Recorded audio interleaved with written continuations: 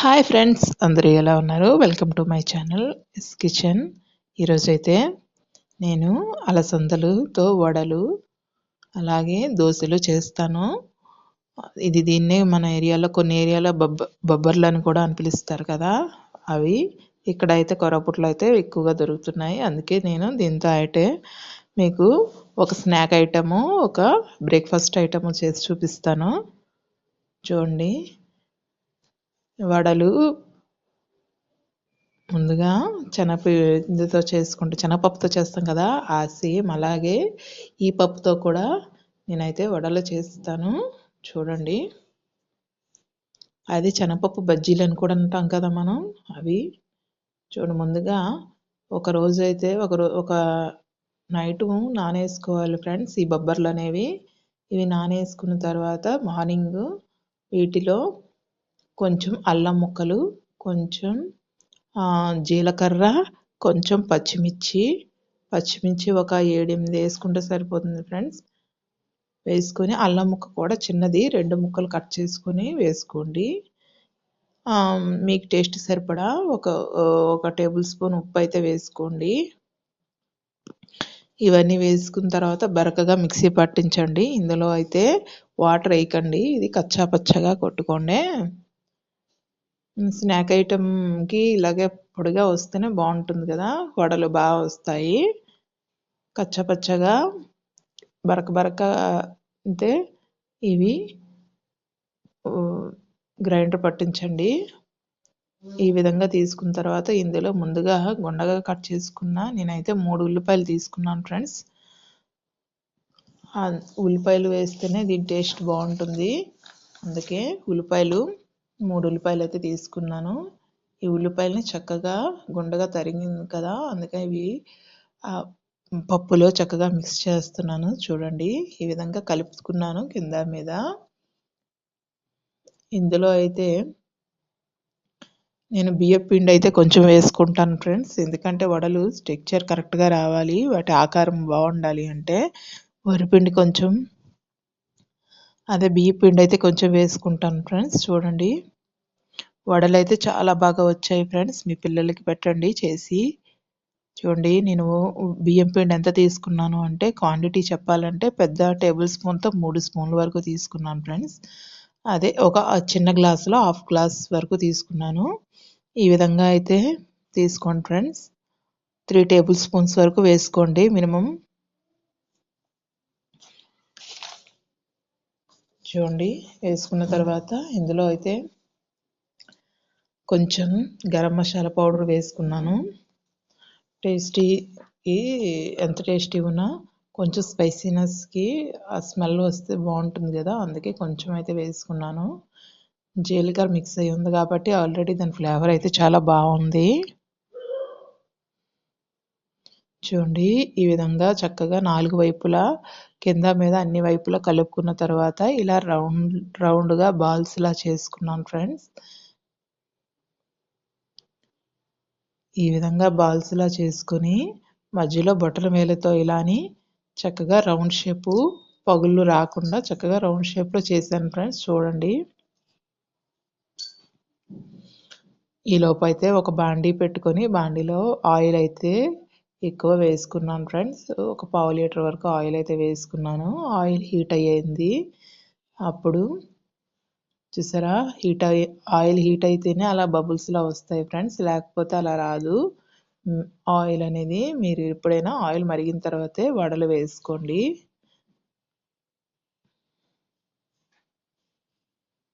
అలసంద బజ్జీలని కొన్ని ఏరియాలో అంటారు ఫ్రెండ్స్, కొన్ని ఏరియాలో అలసంద వడలు అంటారు, లేదా బొబ్బర్లు అంటారు. ఈ విధంగా రౌండ్గా స్ట్రక్చర్ చేసుకొని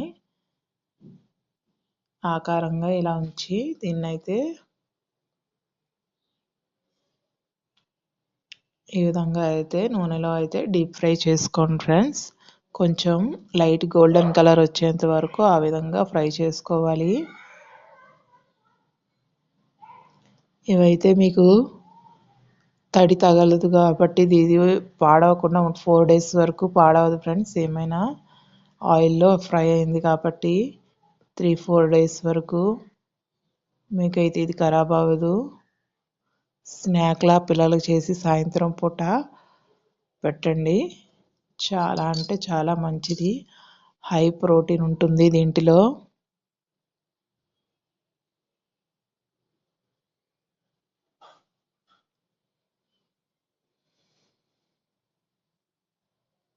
అలాగే ఫైబర్ కూడా ఉంటుంది ఫ్రెండ్స్.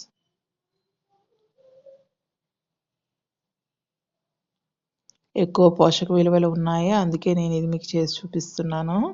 మీరు దీన్ని అయితే ఇంటికాడ ట్రై చేయండి. మీ పిల్లలు మళ్ళీ పదే పదే కావాలంటారు, అంత చక్కగా వచ్చేవి. ఎప్పుడూ చేసి శనగపప్పు వడలు కాకుండా ఇలా రొటీన్గా చేసుకోండి. పిల్లలైతే ఇష్టంగా తింటారు. చూసారా, ఈ విధంగా లైట్ గోల్డెన్ కలర్ వచ్చేంత వరకు డీప్ ఫ్రై అయితే అయింది ఫ్రెండ్స్. ఇప్పుడు వీటిని మనం పక్కకు తీసుకుందాం.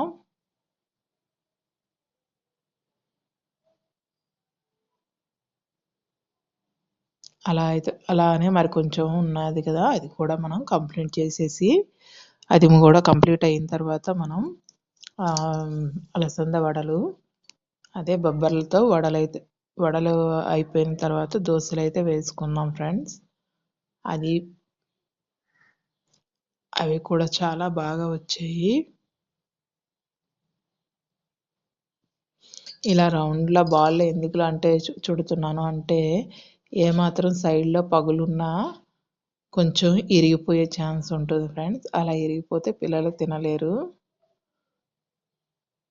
అందుకనే రౌండ్ బాల్లో అయితే కొంచెం స్ట్రక్చర్ వచ్చేంత వరకు రౌండ్గా చేసుకుని, అప్పుడు దీనికి ఈ విధంగా అయితే చేస్తున్నాను. మీరు ఈ విధంగా చూసి నేర్చుకొని పిల్లలకైతే చేసి పెట్టండి, పిల్లలు పెద్దలకి.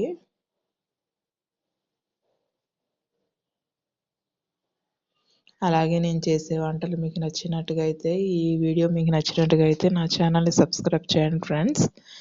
ఇంకెన్నో మంచి మంచి వీడియోలు మీకు అయితే నేను చేసి చూపిస్తాను.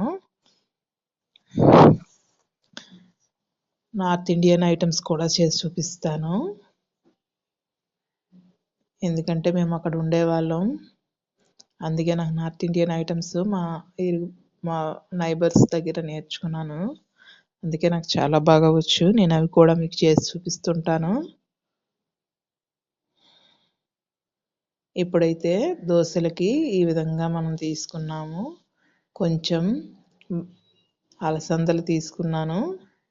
ఒక 2 గుప్పెళ్ళ వరకు అలసందలు తీసుకొని, ఒక కప్పు చిన్న కప్పుతోని కప్పుడు బియ్యపు పిండి తీసుకున్నాను. అదే కప్పుతో గోధుమ పిండి కూడా తీసుకున్నాను ఫ్రెండ్స్. గోధుమ పిండి ఎందుకు తీసుకున్నాను అంటే, దోశలు మెత్తగా రావాలి అంటే గోధుమ పిండి ఉంటే మెత్తగా వస్తుంది.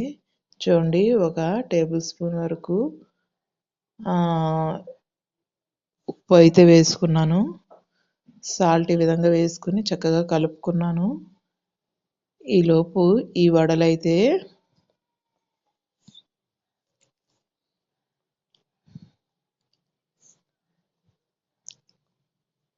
మీరేమంటారు ఫ్రెండ్స్? కొన్ని ఏరియాలో వీటిని బజ్జీలు అని కూడా అంటారు.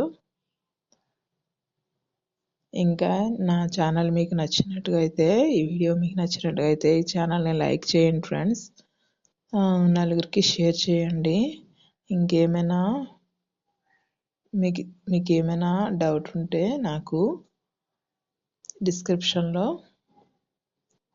పెట్టండి ఫ్రెండ్స్, నేనైతే చూస్తాను. చూడండి, ఈ విధంగా పలుచగా దోశ అయితే వేసుకున్నాను. దీనిలో ఉల్లిపాయలు, పచ్చిమిర్చి కూడా వేసాను. అవి కూడా కొంచెం సేపు వేగిన తర్వాత దోశనైతే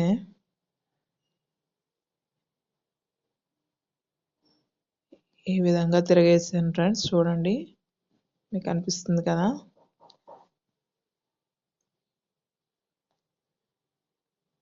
చూడండి, వేడివేడి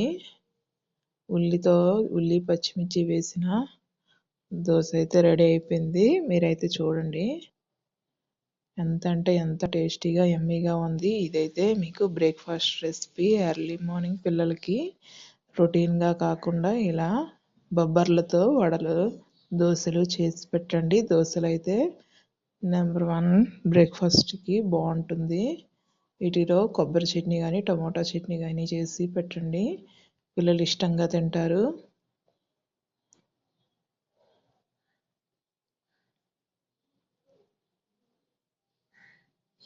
థ్యాంక్ యూ ఫ్రెండ్స్.